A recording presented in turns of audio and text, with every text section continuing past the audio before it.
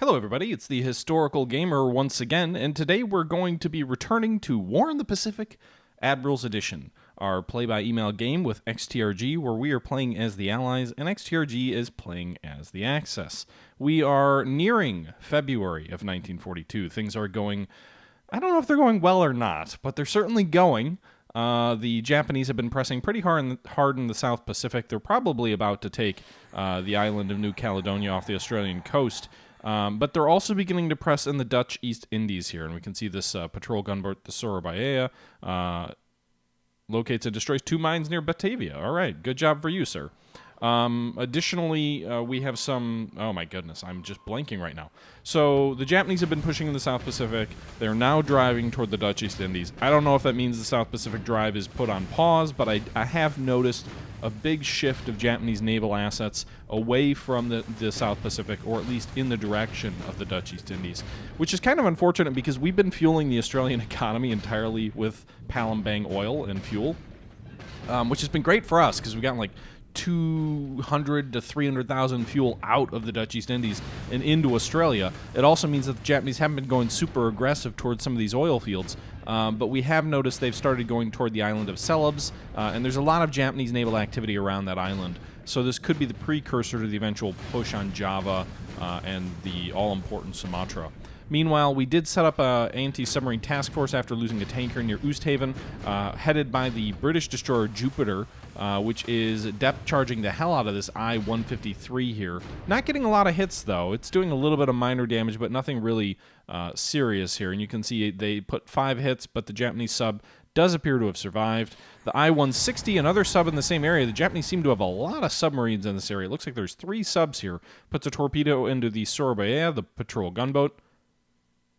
I didn't hear any noise indicating it sank, so she might still be alive, but she was already suffering from a fair bit of damage, so it's probable that she may go down. She also likely doesn't have the best damage control systems because it is an old armored cruiser from sort of the pre-World War I era. It has 2 11-inch guns, so basically early battleship guns on this vessel.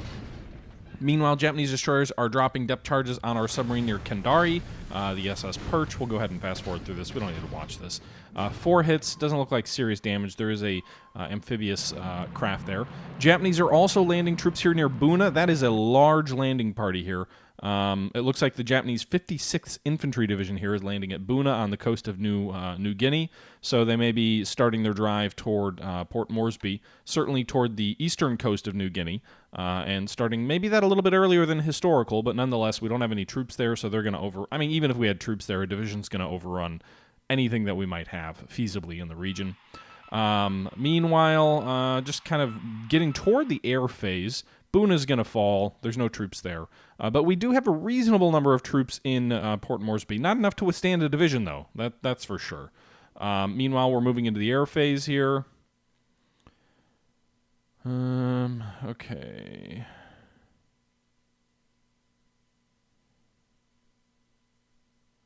Yeah, 300 casualties on an uncontested landing. My guess is there were some Japanese ships that were swamped by rough weather or something, or maybe they didn't have enough preparation points for the landing. I'm not sure.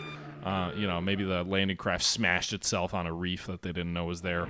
I don't know. In any event, it looks like the Japanese lost a fair number of troops, but remember, a division is like 15,000 troops, so they can lose 300 men and be perfectly fine. Still, I will gladly take the 13 victory points that 13 destroyed squads represents. That is good for us and bad for the Japanese.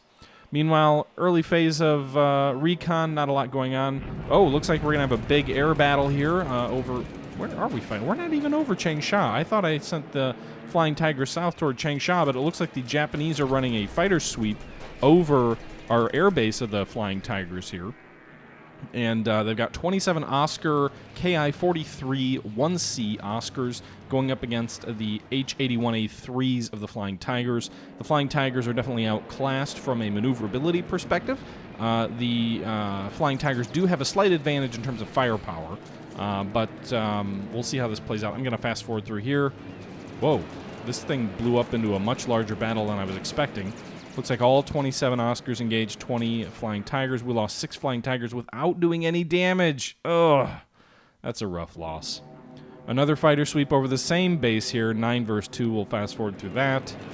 And what happened here? We got 1 Oscar and didn't lose anything, so we get a very slight amount of retribution against them, but not very much.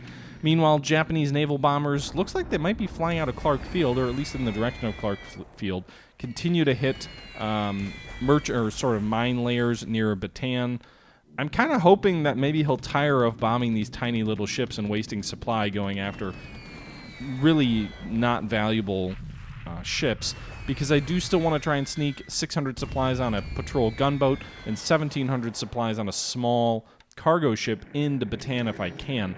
My supply situation in Bataan has fallen precipitously in the last week or so. We've gone from about 50,000 supply down to about 41,000 supply. So a pretty big drop in a short period of time. Meanwhile, after all these fighter sweeps, it looks like he is bombing the airbase here north of Changsha. 42 Sallies coming in, dropping payloads. 1 H-81A3 damaged, 1 destroyed on the ground, 2 Sallies damaged in the air. Looks like bombers kind of coming after Bataan. Heavy flak put up there. 12 Lilies damaged, 1 destroyed by flak, 5 Ki-30s damaged. That's a pretty good deal of damage done to the Japanese bombers, but I don't know how much supply gets used up by flak or not. Honestly, part of me is like, guys, don't shoot, but I don't think you can do that. So I would much rather take a little bit of damage. My guys are in level 4 forts, so I'd much rather take a little bit of damage to enemy bombers than burn my supply and result in getting starved out of Bataan early. But I'm assuming that's cared for in the game because, you know, most of the time the Allied player can survive into, well, we're into February now, so probably into March or so. Alright, the Sorbet just sank. The division, Neuhauser, it was the 56th Japanese Division.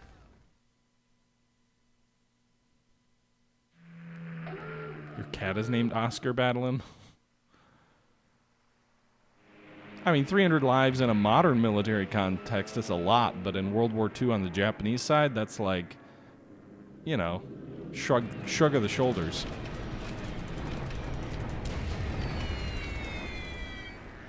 Alright, so more Bettys hitting worthless targets off the coast of Bataan. More Nels hitting worthless targets off the coast of Bataan. That's fine. And here we go, a big air battle over Singapore. We put a large cap up today. We've got 18 P-39D Air Cobras. We've got a couple of Dutch B-33D Buffaloes, some British or Anzac Buffaloes, some H-81A3 Flying Tigers, 15 Hurricane II Trop, which are British Hurricane fighters, and we've got 11 P-40E Warhawks going up against 30-plus Japanese fighters. That gives us a pretty considerable numerical advantage, but the quality of the pilots and the quality of the airframes is obviously vastly superior on the Japanese side. They're doing a pretty good job of shredding our Airacobras. The problem with the Airacobra, it doesn't have very good maneuverability at altitude. I think I had them at lower altitude, but if that's true, that means the Japanese get the advantage of diving down on this formation. I would think my other formations could swarm in from the top, but I don't know enough about how the air battle mechanics work in the game to know if that truly manages, like, once you're engaged, if all the other altitudes like play into effect, or if you drop down on altitude. We're gonna fast forward through this. Holy shit, it looks like a bunch more Japanese Zeros showed up because he's got over 30 again. 17 made it over to the base. You can see here we intercepted with 19, 29, 37, 49, 69, 80, if my math is right, 80 aircraft versus 63 Japanese Zeros. Japanese did lose 6 Zeros, but it looks like we lost 8, 12, 17, 19 aircraft. 19 to 6. Not the best exchange of aircraft. I think the real, the tale of the story will be how many of those pilots are killed in action, how many experienced pilots the Japanese lost, how many experienced pilots we lost. Now, presumably, the Japanese are flying over a hostile base, so they're more likely to lose pilots killed or captured than we are flying over a friendly base. But still, with a nearly 3-to-1, or actually better than 3-to-1, kill-to-death ratio, that may not matter. We may still lose more pilots. We got some nades here flying cap over, what is that, Johor Bahru. They didn't do any... Oh, they did destroy 2 of our 193s. Okay, we're fast-forwarding through more of this turn.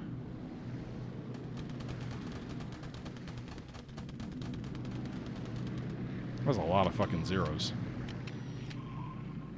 The interesting thing is, if you think about it this way, we can think about it in a positive sense in that it is January 30th and we still have 100 aircraft operating out of Singapore. That is a massive failure on the Japanese part. Not being critical of XTRG's playstyle, but I think that really comes down to the fact that he's very much learning the game as he's going, and he's certainly gotten much more foxy and better as things have gone on, but he really failed to shut Singapore down on the first 2 days of the war, which as Japan you can very easily shut down and wipe out the Allied air forces at Singapore in a couple of days. And his failure to do that allowed us to fall back our Clark Field airfield. The American fighters fell back from Clark Field to reinforce the aircraft already there, and then we rushed in some reinforcements. So all told, he was, dealing with a much stronger air force than what he needed to be dealing with.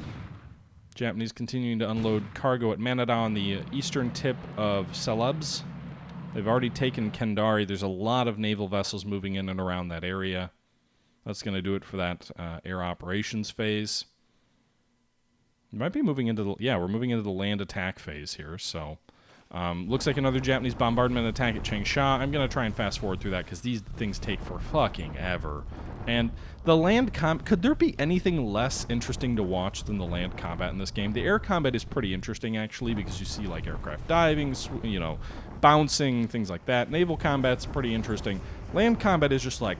Such and such unit is bombarding. Such and such unit is bombarding. It's like, okay, thanks. Anyway, attacking force, 110,318 troops, 1,329 guns, 426 vehicles, assault value of 4,799. The defending Chinese force, that's yours truly, 187,964 men, 988 guns, 0 vehicles. We have 0 vehicles in that entire force.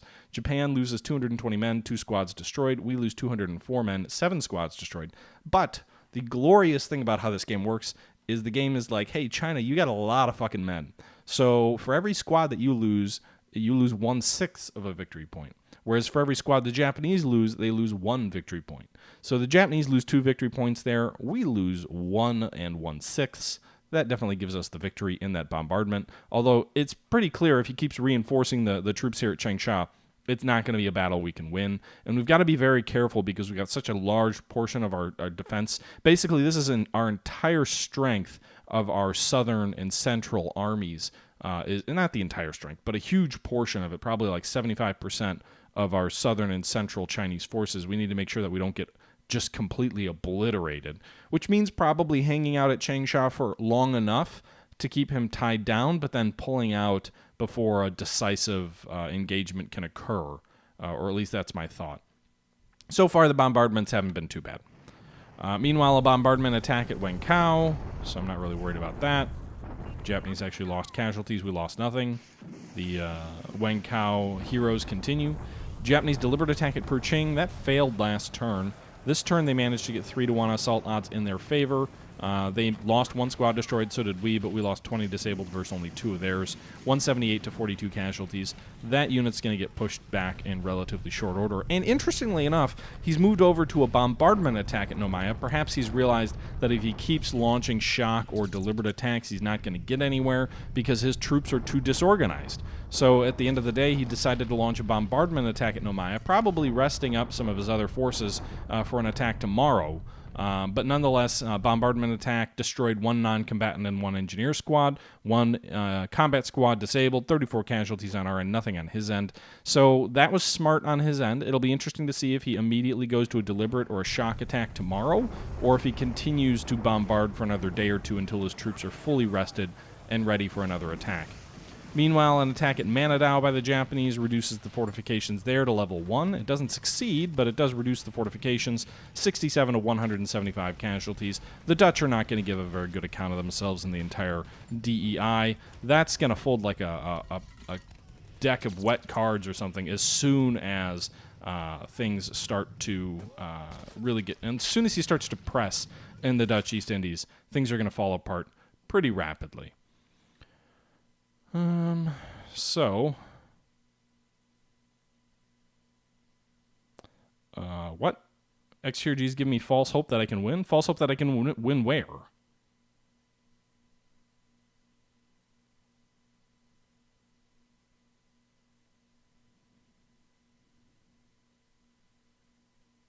I think the Japanese have recouped most of their bomber losses, to be honest. I just think they shifted them away from Singapore.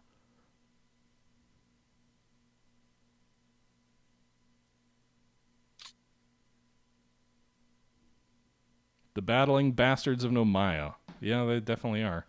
You know what, J Street, if you're rooting for XTRG, you can just get out of here, man. Just get gone. THG Victory Stream. That's what I'm going to rename it in the future, because let's face it, if he doesn't beat us in the next 6 months, he is not going to win the war. If he does not absolutely crush us in the next 6 months, he's going to have a big problem trying to win the war. And, you know, we've done reasonably well in a lot of this game so far. We've done a huge amount of damage to his air forces over Singapore, and we've done very well in terms of building up a fighter pool. So I say that, but we're going to watch a disaster here. So let's take a quick look here. This battle was bad. This day was very bad. 18 of the Flying Tiger aircraft were destroyed, 11 in the air, 7 to ops losses, 1 on the ground. That was split between a squadron operating out of the Singapore air battle and a squadron operating out of that battle to the north of Changsha. That's a very bad day for those aircraft. They don't get very many replacements either. Japanese did lose 14 zeros. That is quite a few zeros to lose. Presumably like 7, 8, maybe 10 of those pilots were killed, which will be great to have all those Japanese experienced pilots killed. But then we also lost 11 Air Cobras, 8 Hurricanes, 6 Dutch Buffaloes. We don't really care about the Dutch Buffaloes. 6 British Buffaloes, 5 American Warhawks, 3 of the 193 WH-3s, and that's kind of going down the line. 57 Allied aircraft lost to 22 Japanese aircraft lost. That's a pretty rough day for the Allied Air Forces, although I will point out one interesting thing. The game's mechanic for the Japanese to win in 1942, at the end of 1942, the Japanese need 3 times the victory points of the Allies to win at the end of 42 to prevent the game from going to 43. Even with as lopsided as a battle as this was, 57 to 22 is not even a 3-1 in terms of victory points. Also, factoring in that all of the American losses, for the most part, with the exception of the 193 WH-3s, were single-engine planes, so they're 1 victory point losses. A Lily here, for example, that's a 2-engine plane, so that's worth 2 victory points. A Mavis here, that's 2 engines. The Betty, that's 2 engines. So all told, less than a 3-1 advantage for him, which means even if this happened every day for the rest of the war, if nothing else changed, he still wouldn't win, at least not in 1942. And if we get to 43, that's when the resources really start to pile up on our side. In terms of ships lost last turn, just 1, the Sorbet. It's worth 11 points. It's a Dutch ship. It is worth that much because it has very large guns on it. List of top pilots. The good news is, even though we lost over 50 aircraft, we only lost 14 pilots killed. Quite a few wounded, but only 14 pilots killed and 1 missing, so 15 aircrews lost. We did unfortunately lose our first ace killed. J.L. Brownwell of the 24th Pursuit Group, 17th Pursuit Squadron, flying P-40Es over Singapore, was killed. Dupuy, another ace, 6 kills in the Flying Tigers, was wounded. We also lost K. Jernstead, another ace who was wounded. But none of our other aces were wounded, and we're actually up to 3 pilots with 6 kills, and then another, 6 pilots with 5 kills? We're almost up to 10 aces, guys. We've got a pretty robust list of pilots with a lot of kills at this stage in the war. So overall, things are... How many, by the way, I'm curious here. If we just do Dutch pilots, what's the most any Dutch pilot has? 2 kills and he's dead. 2 kills and he's alive. Yeah, the Dutch pilot's not doing so hot. The British pilots, on the other hand, we don't have any British aces, but we've got a couple of almosts. None of their top pilots there are killed. New Zealand here, we do have 1 New Zealand ace. J.R. Hutchinson is flying Hurricane 2B Trops out of Singapore, and he has 5 kills. Good on him. Australia doesn't have any aces. We have 1 with 4 kills flying Buffalo 1s, and the U.S. Army is the other group with all the rest of the aces. So U.S. Navy doesn't have any aces, doesn't even have any kills. Looks like they've got 1 kill and a Marine pilot here on F2A Buffalo. Where the hell was he flying out of? Where was a Buffalo engaging anyone? Must have been like a recon plane over like Pago Pago or something. All right, so that's the situation there. Rough day from an air combat perspective, but honestly, not that huge of a deal. Now, I am pulling out the bulk of my Air Force, so you see a lot of aircraft here that are all still here, but they're all currently being repaired. We've split our squadrons. We're sending some north to Sabang. So we've got some Hurricanes, Buffaloes, H-81s all up here in the northern tip of Sumatra. They're going to move to Port Blair. We also had some P-40Es fly to Port Blair. They're going to move to Rangoon. I'm going to strengthen our Air Force at Rangoon with our Singapore Air Forces. We've also pulled some other air units south into, I don't know if it was Batavia or somewhere along here. Maybe it was Surabaya. We've also pulled some other air units south. The P-39 Aerocobras are going to go to Australia in that direction. I don't intend to continue fighting a hopeless fight over Singapore. His ground units are surely about to show up. Our fortifications are about to hit to level 4 fortifications, and it seems like he's pulled almost all of his bombers out of the Singapore area. So unless he wants to pull them back from China and from Bataan to start hitting Singapore again, I think I'm content leaving the air campaign over Singapore for perhaps more promising pastures, either that being Burma or that being in the Dutch East Indies.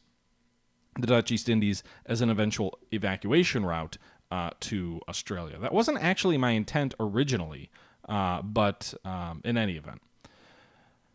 So, let's see here. When's the recapture of Midway charcoal? Probably never.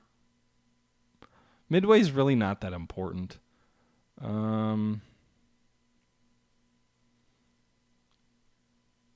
Yeah, I mean, based on our intelligence anyway, which could be faulty, he's lost nearly 60 zeros in the last week.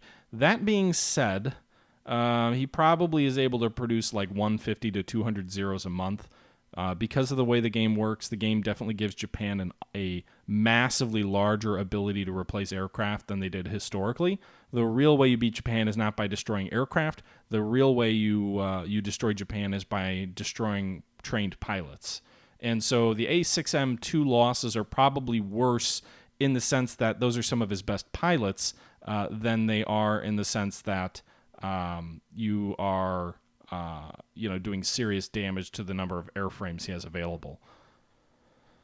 But the good news is the more we destroy in the short term, the less likely he is able to replace some of those aircraft groups on carriers that we saw that were still flying Claudes. As long as we still see Claudes around, we have some indication that we're doing a good job against his production capabilities. The first 10 was me just buying time for you, Newhauser, because you asked me to delay the stream a tad. All right. What else am I doing this turn? I honestly, I already did most of my orders. I have some logistical orders. I know I ordered a convoy out of San Francisco to replenish Tahiti. Maybe we can all go there for a vacation to recover from our PTSD following that disastrous turn. Our troops haven't yet arrived at San Diego. They're still trailing or railing over there.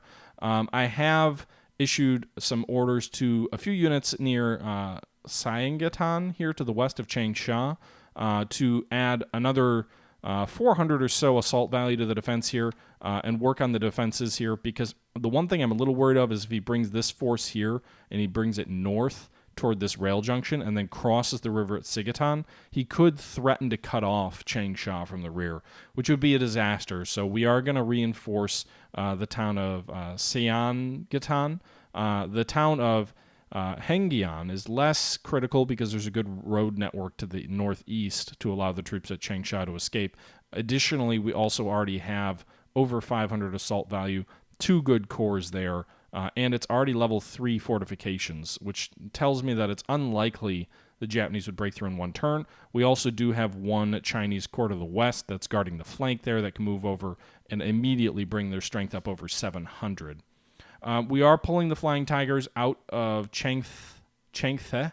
There's 19 aircraft on the ground there damaged. He'll probably go for bombing them and trying to destroy more of them. But we did pull out the 7 ready airframes toward Chongqing. So you can see there we had over 50 aircraft all told in the Flying Tigers in China. Between them, we're now down to 7 ready aircraft. Now of the 50 aircraft, I think like 40 of them were ready. So we're down from about 50 to about 26 aircraft, lost about half our strength. They're pretty bad. 19 aircraft are currently disabled. 7 have pulled back to Chongqing to regroup. So at least even if he wipes us out there, he won't wipe out the air group, but he will reduce its effectiveness for quite some time. You can see here the forces at Singapore. Still quite a few aircraft there. We've got 34 aircraft left at Singapore, but they're all damaged with the exception of some recon aircraft. So again, we're pulling most of them out. We had around 100 aircraft previously. Now, if you consider the 35 or so that are there, we've also pulled 15 north here towards Sabang, and then we've pulled about 6 more here toward Port Blair. So that's 21 withdrawn, plus the 35, plus the, I don't know, like 7 or 8 or 10. So, I mean, we lost about 30 aircraft out of the Singapore force. It's still reasonably a good number of airframes there. Okay, so this is where the real stuff is happening. I don't have a lot to show you, but we can tell it seems like Japan has at the very least added a new strategic sector to what they care about, and perhaps shifted their focus. You can see here they've taken Kendari. They've got some aircraft already based out of it. It is a good level airfield. They do have multiple units here. They landed an entire division at Kendari, and they're continuing to unload more troops. This airfield may well shut down the entire Western Pacific, Java Sea, Java, Palembang area to our shipping. That is definitely a possibility. The good news is our ships over here haven't been detected yet, so if he is flying anything out of there, it doesn't know where we are yet. We probably have a few more days before anything disastrous occurs out of Kendari. It's probably damaged, etc. He doesn't have any bombers here. They're just fighters. He's got to bring more aircraft in. But this is going to be a major base for him, shutting down this entire Java Sea area from a transport perspective, assuming he has a headquarters unit and has prepared, but he landed at least a whole division here.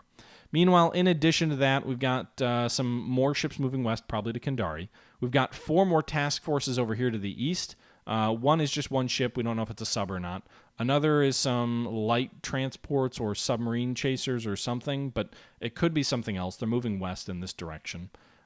This one looks like some destroyers moving west. This one over here is an unknown force moving southwest. We've also got this force over here with a cruiser mine layer moving west, and then we've got the landing force at Manadaw. So we've got 5 or so different task forces in the Seram Sea, all moving west or southwest, meaning Japan may be soon to launch an invasion of Ambion. They may be soon to consolidate the rest of Celebes. They might go for Timor or for Flores or for Somba and just cut off our entire southern avenue of approach to Java. There's another formation over here with light cruisers, destroyers, and torpedo boats moving to the west as well, and they might be actually going for Mascar with some sort of landing force there. We don't have a very good defense force here. There's not much. The problem here is XTRG's taken a really long time to move on the Dutch East Indies, but there really was never anything we could do to improve the Dutch East Indies. Look at all of these empty bases. Even the troops that are there, even the troops that are digging in, this Tijilap Kanalai battalion, its morale is at, its experience is 35. Its morale is actually pretty decent at 74. But a lot of these units here, wow, these guys actually, I'm surprised. These guys have good morale, 85. What about this guy?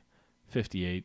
Yeah, I mean, in general, the Dutch troops don't have good morale, and they fold like a deck of wet cards. 45 morale, 30 experience. Like, those are worthless troops. They're going to get overrun. There's not going to be any New Caledonia miracles up in this direction. So as soon as he starts to decide to start moving toward the Dutch East Indies, this can fall in probably 2 weeks' time.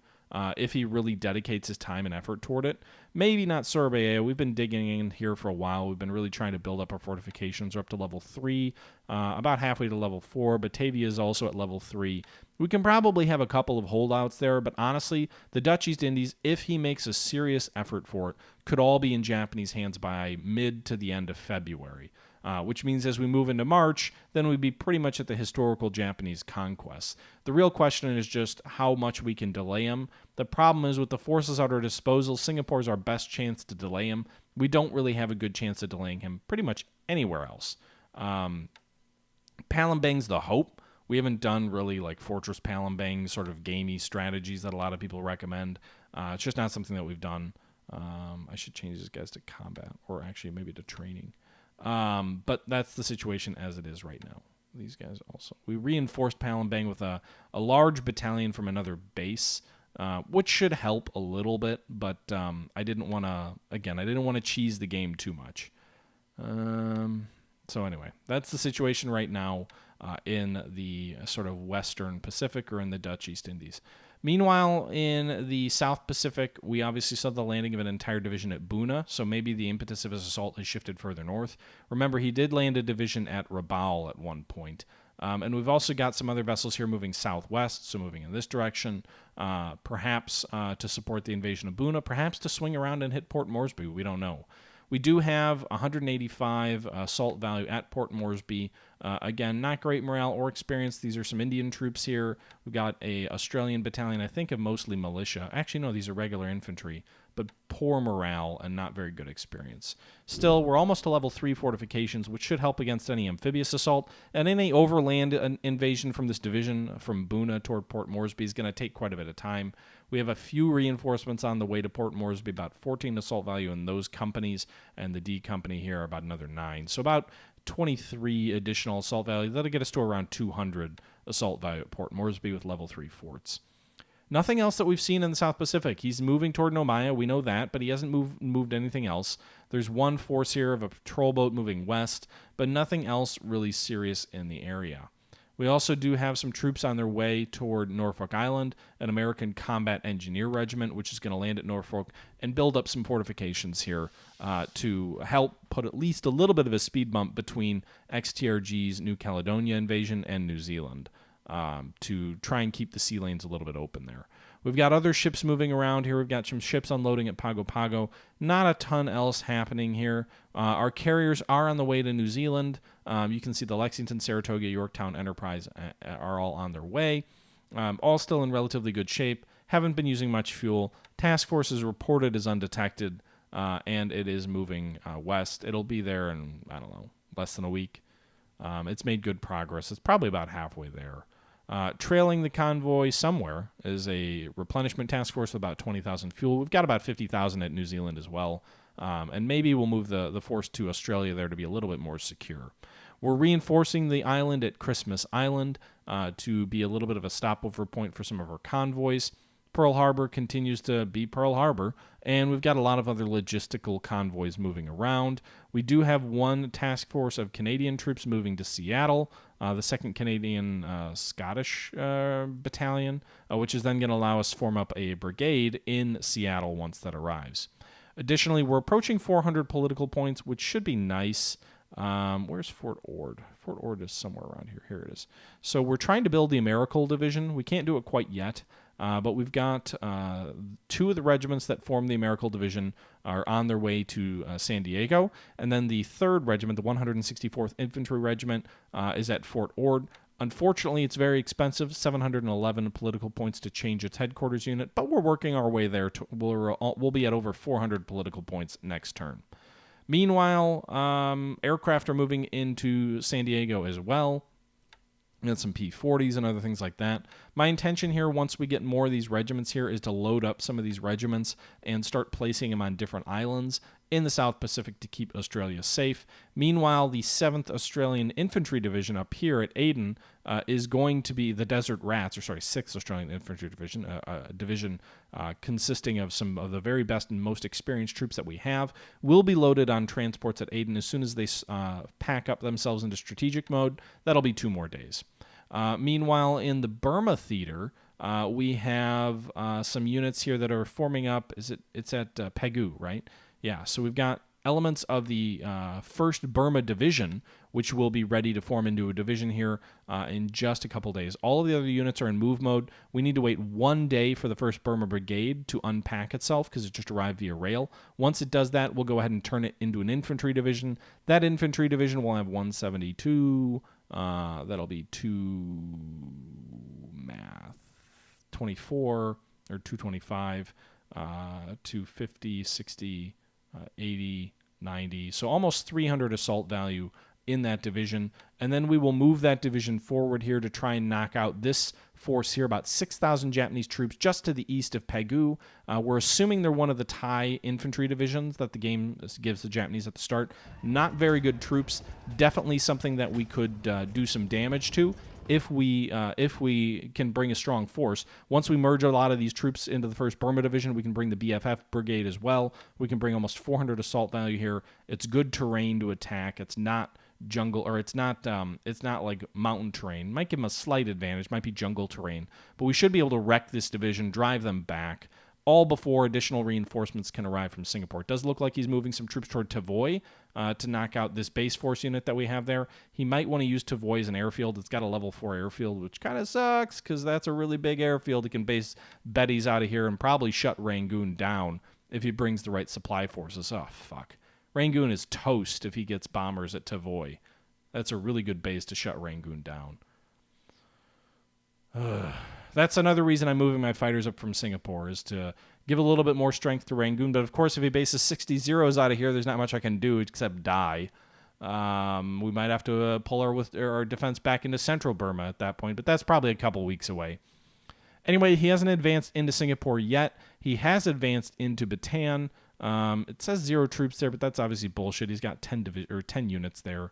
Our strength at Bataan here is still pretty strong, 1849 in terms of our firepower. We have been using a fair bit of supply, so we're at 41,000 turn last turn. We're down to 40,400 this turn. I do think the flak is chewing through our supply a bit, like 1,000 a turn or so, which is a little concerning because that means we'd run out of supply by mid-February, or sorry, by mid-March, I guess, which would be not as late as I would like to hold out there. I am trying to reinforce here. I do have Patrol Craft the Zeeman, which is going to move to Tarkin to pick up supply. I have the AKL, what is this? The AKL Yat Xian, which is loading up with almost 2,000 supply at Balikpapan, and then it's going to move to Bataan. The problem is he keeps using his bombers here against our light craft, so if he does have bombers based out of this region, they're gonna kill anything we have coming by. My hope is that if he keeps seeing only small craft, he'll move his bombers somewhere else. Let's take a look here. Let me check up with the chat real quick. We can rebuild a unit in Moresby. What is it? I don't think we can rebuild a unit in Moresby. Don't underestimate forts. If you concentrate your troops at Sorbet and build up a lot of forts, you could do reasonably well holding them off for a decent time. Well, that's what I'm trying to do.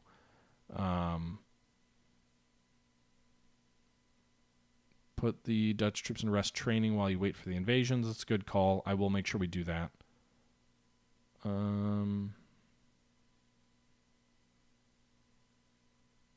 just went over the Burma thing. Tortuga, what are you streaming tonight? I'll probably be done before too long. A brand new destroyer with a single squad to build it up? What are you talking about?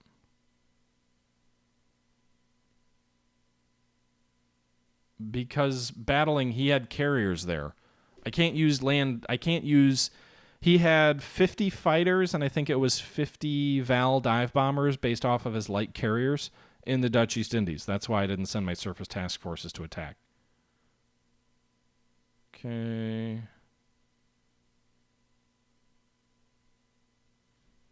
Yeah, so anyway, that's why I didn't attack, and as soon as he moves bombers into Kandari, that's just going to become a cruiser graveyard if I try and send anything in there. We did have a little bit of a carrier battle off the coast of Celebes where my carrier Hermes tried to launch some airstrikes against his invasion forces, and my swordfish got shredded to pieces. Island north of New Zealand, you're going to build up, I heard, using a brand new destroyer. Oh, you're talking about what XTRG did. Yeah, the troops that are moving to Port Moresby here, these company troops to form up. They're part of the Port Moresby Brigade. Yeah, the P Company NG rifles were destroyed, so we can't form the Port Moresby Brigade. Can I actually, maybe I can reform them. Would cost a few political points. Ground units destroyed. What am I doing? What am I doing? NG rifles. How much do they cost?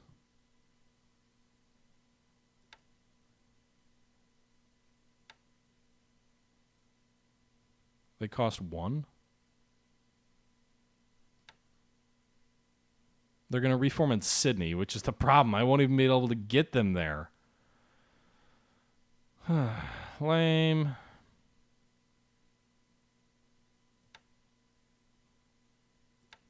What's the best unit we can... Can we really not reform anything else? I could have sworn we had like a... Or are we already reforming that big brigade that we had at Hong Kong? I might have already spent money to reform them.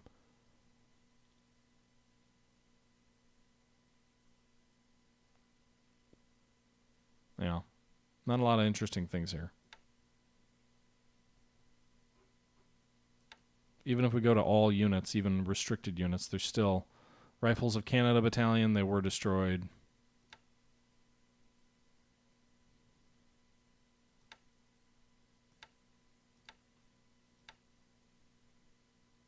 Yeah. Anyway.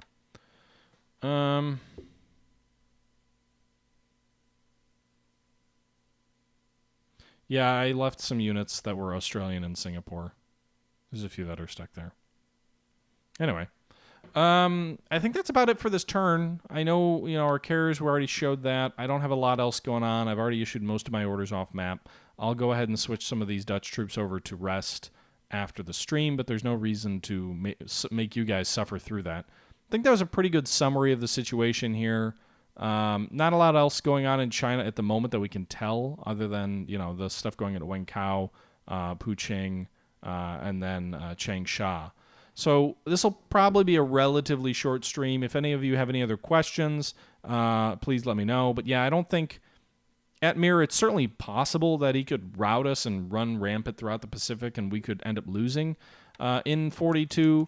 But right now, he's lost a lot of aircraft. Actually, if we take a look at the total aircraft losses in the campaign, we've lost 745 aircraft. He's lost 835 aircraft. He has lost more aircraft than we have. He has lost 200 zeros since the start of the war and 155 sallies. Now, there's a portion of that is fog of war, but that is a lot of fucking aircraft for him to lose. He's lost 2 times as many zeros as we've lost buffaloes.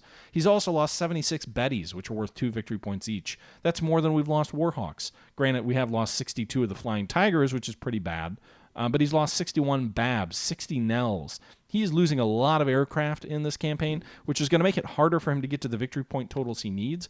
In addition to that, if we take a look at the ships sunk since the start of the war, if we take a look at the point values here, we've lost a lot of merchant ships. There's no doubt about that. I still don't think this is true. But our intelligence is telling us that he's lost the Haruna, the Congo, and the Fuso. I'm 99% sure the Congo is not actually sunk, and that's a fog of war thing, because we only saw us put 3 500-pound bombs into it. We do know the Haruna is sunk. That was confirmed. That's 182 victory points. The Fuso supposedly was sunk in a collision.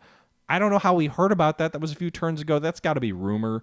It's also claiming that he lost the Maya. We did put a torpedo into her, a Mark 14 that actually worked, but I'm skeptical that it sank. It might be damaged, but I doubt it sank. The Houston on our end sunk. The President Coolidge transport sunk. The Manora AMC sunk. The Java sunk. But he also lost 2 AMCs, both worth around 50 total. And he's lost 3, I think, light cruisers. We've lost 1. I mean, at the end of the day, he's lost a lot of very valuable ships. We've lost some valuable transports and some cargo ships as well. But I really think that in terms of victory points, the campaign hasn't been going well for him at a victory point level. He's certainly making progress in driving us back. He's inflicting casualties. But at the end of the day, he's not doing enough in terms of destroying units, shooting down aircraft, and sinking ships. Now, that will change a bit. When Bataan falls, that's going to give him thousands of victory points, literally thousands of victory points. When Singapore falls, that will give him 1,000 or 2 victory points. So that will definitely give him the edge in terms of victory points, but whether it'll give him a 3-to-1 edge, I mean, honestly, I think if he's going to win in 42, he's going to have to launch an invasion of Australia, a couple of key bases of Australia, either that or New Zealand, and then he's also going to have to take all of Burma and the majority of China. These are things he could do, but to do all of them simultaneously, that's going to be tricky for him to do. So we'll see, but my hope is that this continues into 43. We'll see. My hope is it continues into 43.